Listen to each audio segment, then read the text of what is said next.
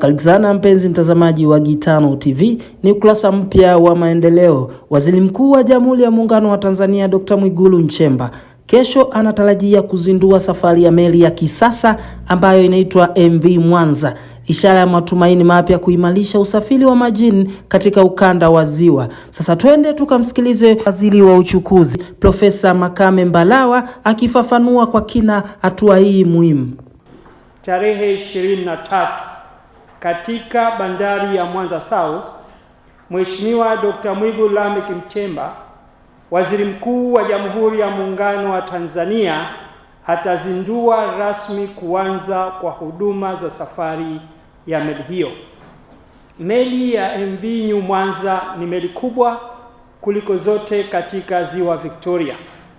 Ina uwezo wa kubeba abiria 1200 na tani 400 za mizigo pamoja na magari makubwa matatu na magari madogo 20.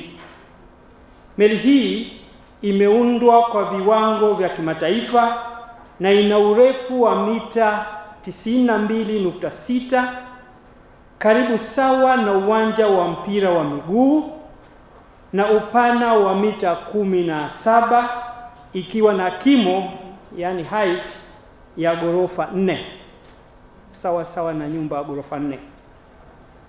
Ujenzi wa meli hii umetumia gharama ya shilingi bilioni 120.562.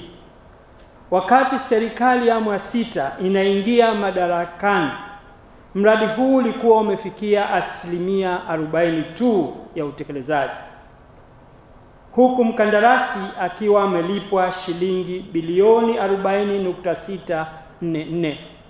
Baada ya kukamilika kwa ujenzi na kufanyika majaribio yote muhimu, meli ya MV New Mwanza ilikaguliwa na shirika la uwakala wa meli Tanzania TASAC, ambalo kisheria ndio limepewa kazi hiyo, na hatimaye kuruhusu kuanza rasmi safari za kibiashara.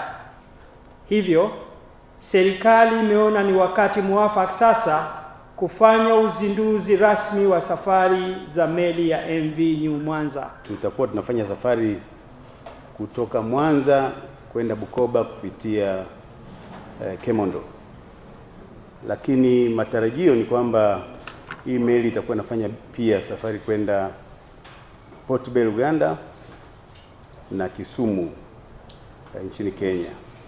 Kwa hiyo taratibu lini tutaanza hizo safari tutaambia, kwa sababu tuko kwenye hatua za mwisho kufanya makubaliano na wenzetu kule Kenya pamoja na Uganda. Lakini safari zake zitakuwa kama safari ambazo meli ya MV Victoria sasa hivi inafanya, ya kwenda Bukoba kupitia Kemondo na baadaye tutatoa taarifa ya njia mpya.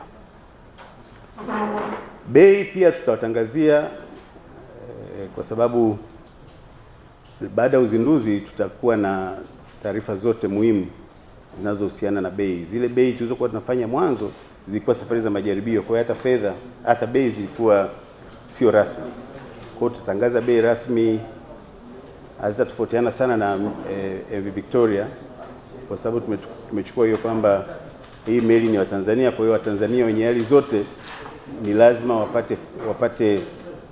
waweze kuitumia.